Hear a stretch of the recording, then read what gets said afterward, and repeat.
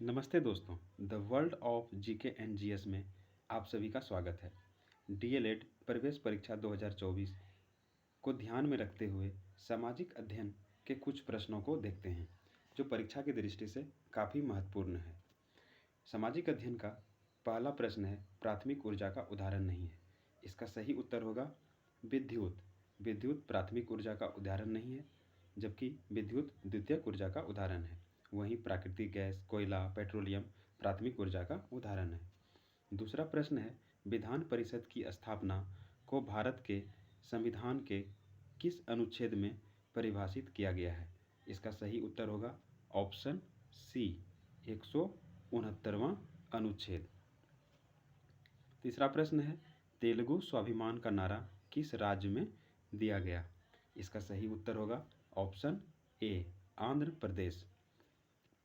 चौथा प्रश्न है, 2011 जनगणना के अनुसार भारत की कितनी प्रतिशत आबादी द्वितीयक कार्यों में लगी है? इसका सही उत्तर होगा ऑप्शन सी, 0.243। वहीं पांचवा प्रश्न है, किस पत्तन का नया नाम जवाहरलाल नेहरू पत्तन रखा गया है? इसका सही उत्तर होगा ऑप्शन ए, मुंबई।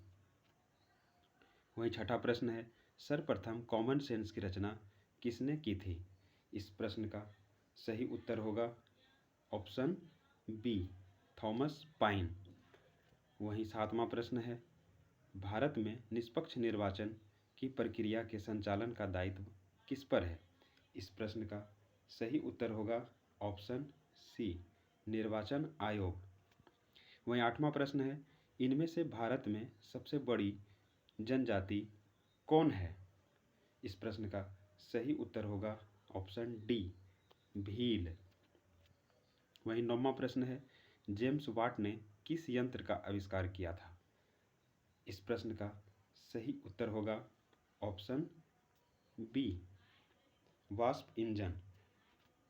वहीं 10वां प्रश्न है, कांवर झील बिहार के किस जिले में स्थित है?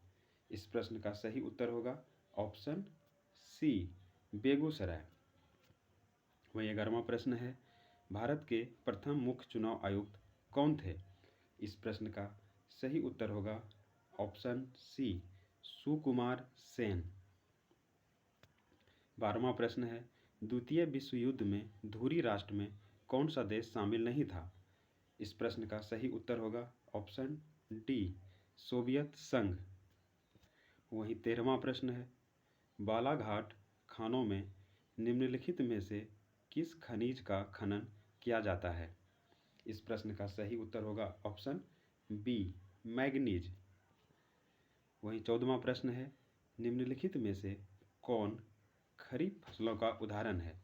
इस प्रश्न का सही उत्तर होगा ऑप्शन ए, चावल। वहीं 15वां प्रश्न है, निम्नलिखित में से कौन एक डेयरी पशु नहीं है? इस प्रश्न का सही उत्तर होगा ऑप्शन सी, ऊँट। बाकी सब डेयरी पशु हैं, बकरी, भैंस, गाय सभी डेयरी पशु हैं, जबकि ऊँट डेयरी पशु नहीं हैं।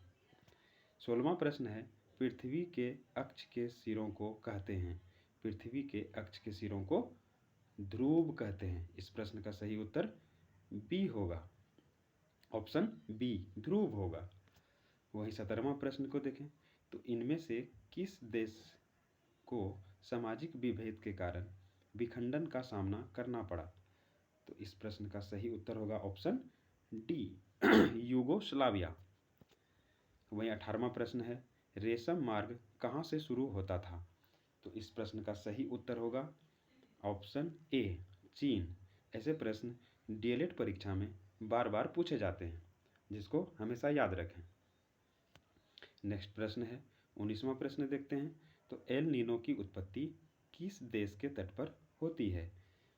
इस प्रश्न का सही उत्तर होगा ऑप्शन डी, पेरू के तट पर।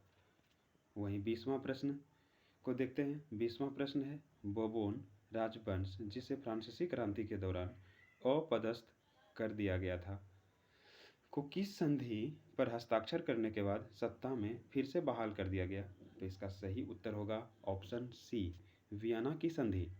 के बाद बोबोन राजवंश को फिर से बहाल कर दिया गया था। वीडियो अच्छा लगे तो लाइक करें और भी ऐसे वीडियो देखने के लिए हमारे चैनल को सब्सक्राइब करें और लाइक का बटन ज़रूर दबाएं ताकि हमें प्रोत्साहन मिले और हम डीएलएड बीएड के लिए और भी इस तरह के प्रश्न, इम्पोर्टेंट प्रश्न पर आधारित वीडियो बना सकें। धन्यवाद।